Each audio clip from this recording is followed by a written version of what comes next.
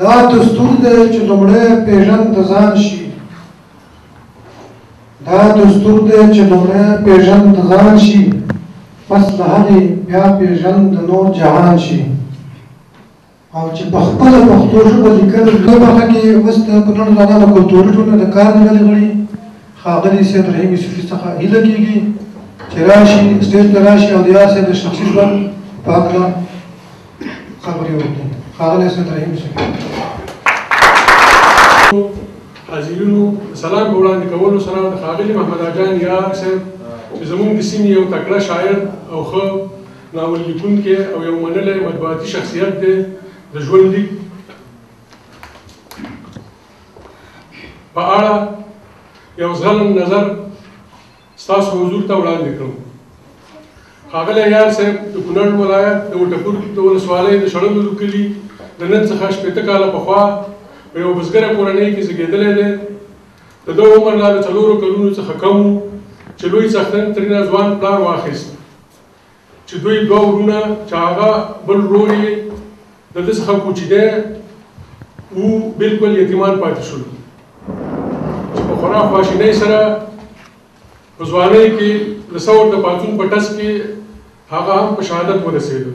په هماغه وخت کې کله چې پلار یې مړ شو د دوی سرپرستي د مهربانې مور په غاړه پرېوته.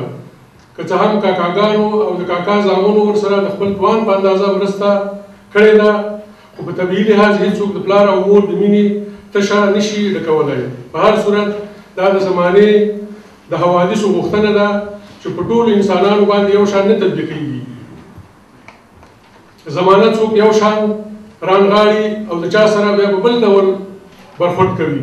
خو یار صاحب د دې ناوړو حوادثو سره سره ډېرې ترخې شپې په کوچنیتوب کې نه دي لیدلي، او یا هم تر هغه ځایه چې ما معلومات کړی دی ترخو شپو ته نه دی پرېښودل شوی.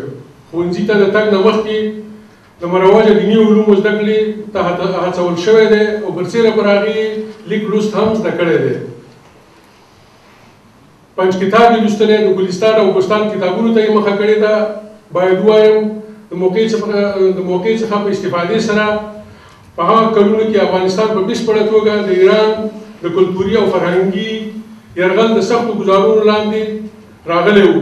هر څوک چې به د میرزایي درجې ته رسېده نو باید 5 کتاب، بوستان، ګلستان، زلیخا، باردانشت او ځینې نور ایراني فارسي کتابونه باید لوستلي وای. لیک لوست، ارسال او مرسول دا ټول هر څه په فارسي ژبه لیکل کېدل چې لړۍ لا تر اوسه روانه ده.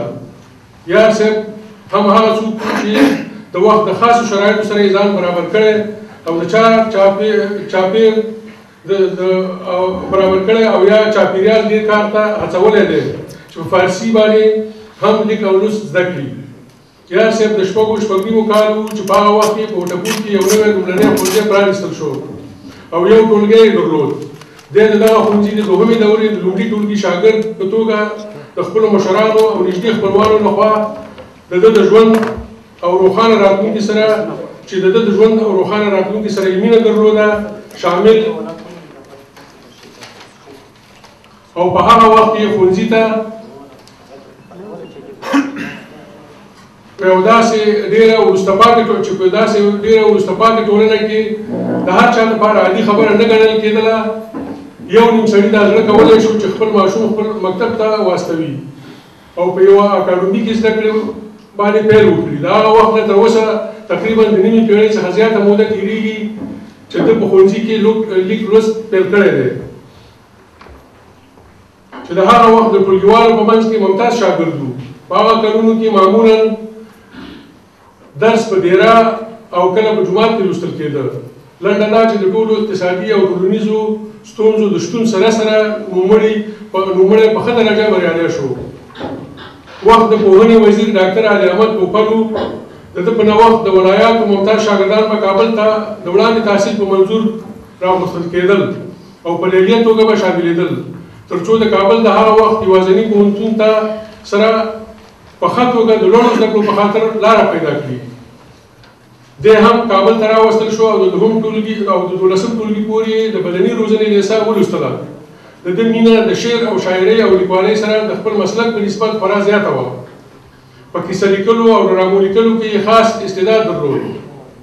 پرته د مبالغې دی ښوونکی و، خو یوازې د ښوونځي د دروازې څخه دننه هېڅکله هم نه، بلکې یار صاحب داسې یو ښوونکی و چې د سلطنتي استبداد پر ضد یې د مبارزې بیرغ تل رپانده ساتلی و او په دې لار کې دومره شاګردان روزلي دي چې یقین وکړئ بې شمېره دي.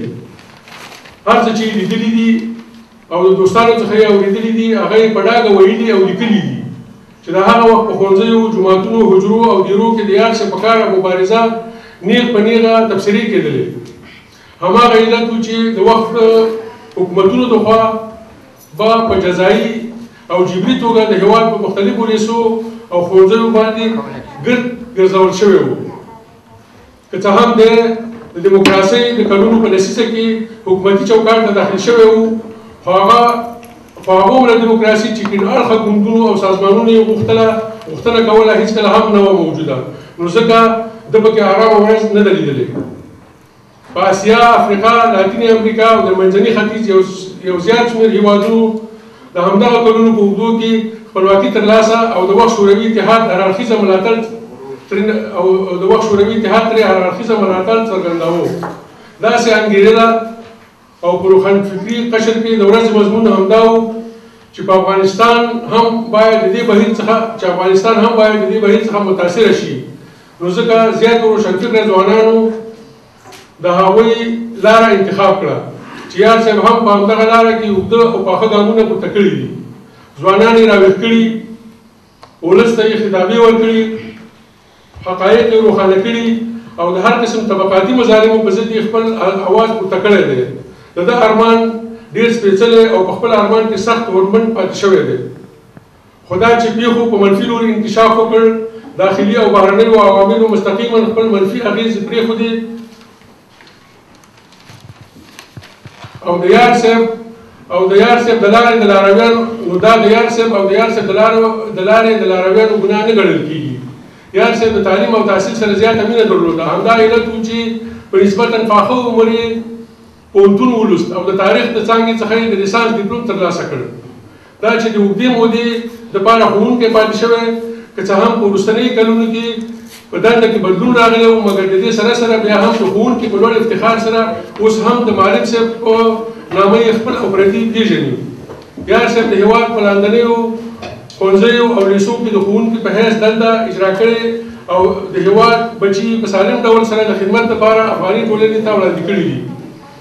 د څوکۍ د ولسوالۍ د جمعیت په لیسه کې، د عمرا خان په لیسه کې، د نرنګ په لیسه کې، د کابل د شیوکیو په لیسه کې، د کابل د چهاراسیاب په لیسه کې، د کونړ د پیج د ننګرهار په لیسه کې، د وټکور په منځني ښوونځي کې، د خاص کونړ په لیسه کې، د کندوز ولایت د ارچي په لیسه کې، د کندوز د چار درو په لیسه کې، د کونړ د مزار درې په لیسه کې او د سرکاڼو په متوسطه کې. بیا د ثور د بدلون څخه وروسته د کابل پوهنتون په لیلیه کې د مرستیال په توګه او وروسته د قومونو او قبایلو چارو د وزارت کې د تحقیق او مطالعاتو د ریاست په مسلکي علمي کادر کې وروستۍ دنده ترسره کړې ده او په دولتي لحاظ د رتبې له مخې عالي رتبه دولتي مامور ګڼل کېږي. مخکې مې هم دې ته اشاره وکړه او دا د یو ځل بیا یادونه کوم چې یار صاحب چې هرې سیمې ته تللی او په هره لیسه او ښوونځي کې په دنده ګمارل شوی دی، لاس تر زنې ناست ښوونکی نه و او نه یې ځان په درس او تعلیم پورې منحصر ګاڼه، بلکې د ښوونځي او د درس څخه بهر یې هم د ستاینې وړ خدمتونه سرته رسولي دي. سیمینارونه یې جوړ کړي دي، ډرامې او ډایلوګونه یې لیکلي دي، مظاهرو او اعتصابو ته یې سازمان ورکړی دی، مارشونه او میټینګونه یې جوړ کړي دي، جرګو او مرکو ته تللی دی او د عامه ذهنیتونو په راویښولو کې نه ستړي کېدونکې هلې ځلې کړي دي. ښه مې په یاد دي چې په 1958 کال کې یوه ډرامه ولیکله چې مرحوم منان ملګری یې تر څنګ ولاړ او په خورا شانداره مراسمو سره د کابل ښاروالۍ د کارکوونکو لخوا د استقلال د لیسې په تالار کې د سټیج په سر وښودل شوه چې د ګډون کوونکو په پرلپسې چکچکو سره بدرګه شوه. کېدای شي چې د راډیو ټلویزیون په آرشیف کې دغه ډرامې او ثبت شوی کاسټ هم موجود